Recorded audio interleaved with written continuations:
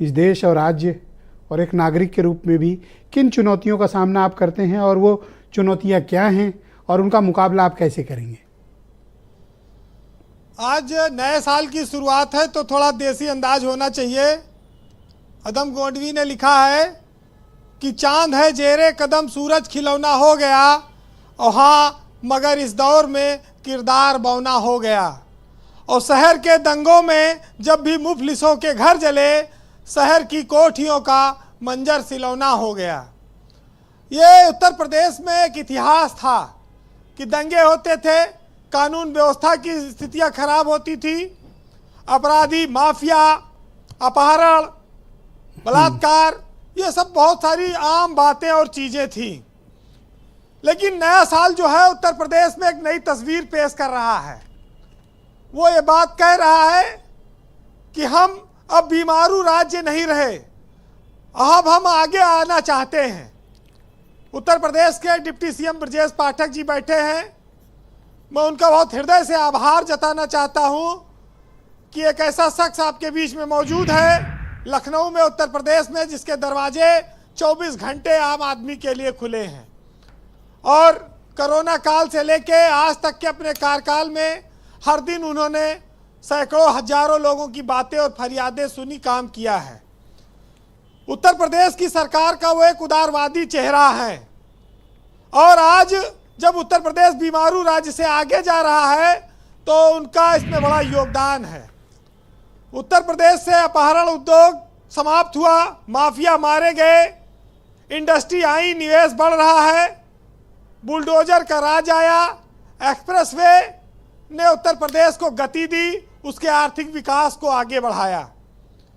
ब्रजेश जी, इस साल जो है उत्तर प्रदेश में राम मंदिर, जो पूरी देश नहीं पूरी दुनिया की जिस पर निगाहें हैं, वो एक ऐतिहासिक उपलब्धि लेकर आएगा 2024। और इसी उपलब्धि के दम पर बीजेपी केंद्र में अपनी हैट्रिक सरकार बनाने के लिए लगी हुई है। वो जनता से आशीर्वाद मांग रही है। प्रधानमंत्री नरेंद्र मोदी अभी आए थे और उन्होंने कहा भी है 500 सालों की प्रतीक्षा के बाद राम मंदिर साकार रूप लेने जा रहा है और हजारों करोड़ लोगों की आस्था का जो सपना था, जो उम्मीदें थी, वो पूरी हो रही हैं। जी ब्रजेश जी, ये साल चुनाव का साल होगा।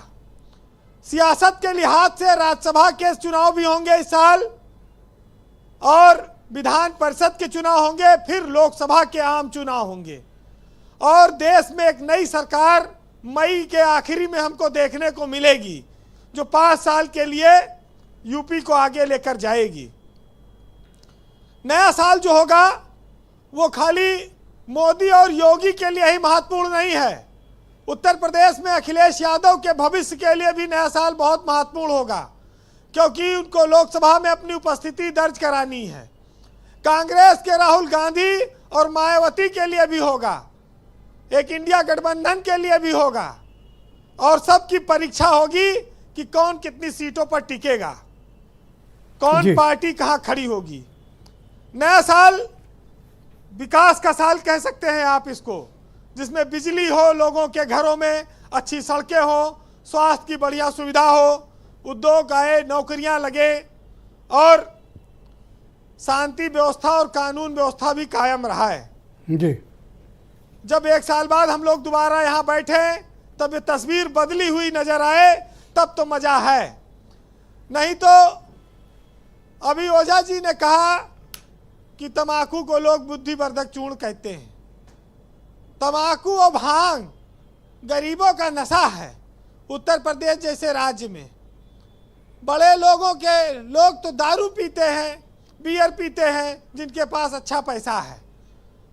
बच्चे नशे के चक्कर में कई बार पड़ जाते हैं। जी, शाहरुख खान का बेटा एक ड्रग्स वाले रेव पार्टी में फंस गया था।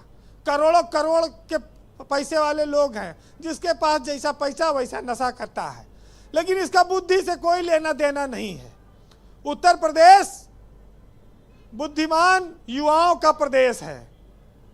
तमाम आईएएस, आईपीएस, प्रधानमंत्री, राष्ट्रपति सब यहीं से होते हैं जी, और ये हमारी खुशकिस्मती है। लेकिन जैसे आपने कहा, सिंघल साहब ने सुना कि ब्यूरोक्रेसी जो है वो तरमाल सब खा जाती है और ये खुरचन जो होता है ये नेताओं के हिस्से आ रहा है।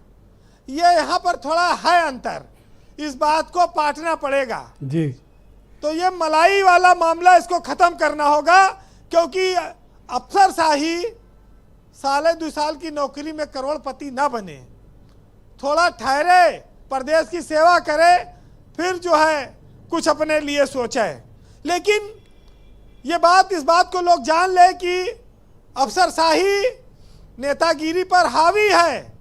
जब जब भाजपा की सरकार आई तब तक ये माना गया कि ब्यूरोक्रेसी हमेशा प्रभावित करती रही सरकार को, वो सरकार में उसका सिक्का चलता रहा, नेताओं की उतनी नहीं सुनी जाती, कार्यकर्ता परेशान रहते हैं। ये बात भी लोगों को जाननी होगी।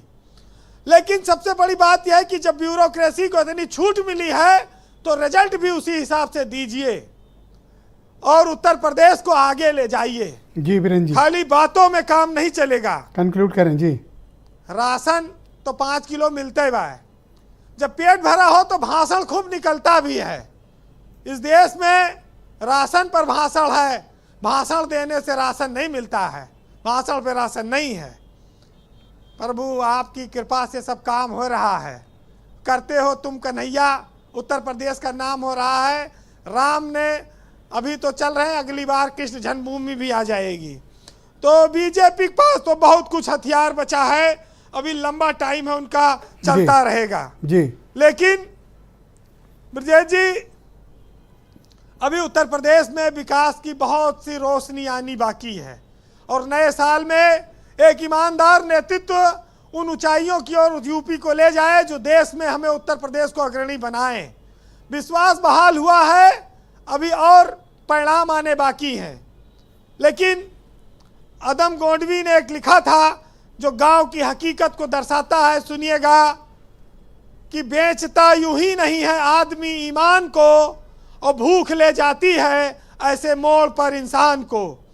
खुदी सुकरात की हो या रुदात गांधी की, सदाकत जिंदगी के मोर्चे पर हार जाती है और फटे कपड़ों में सिर ढाके निकलता हो जहां कोई, समझ लेना कि वो पगडंडी अदम के गांव जाती है। बहुत शुक्रिया बीरेन जी, ग्राउंड जीरो से अपने इनपुट, फीडबैक और ऑब्जर्वेशन हम सब तक पहुंचाने के लिए आपका बहुत बहुत शुक्रिया।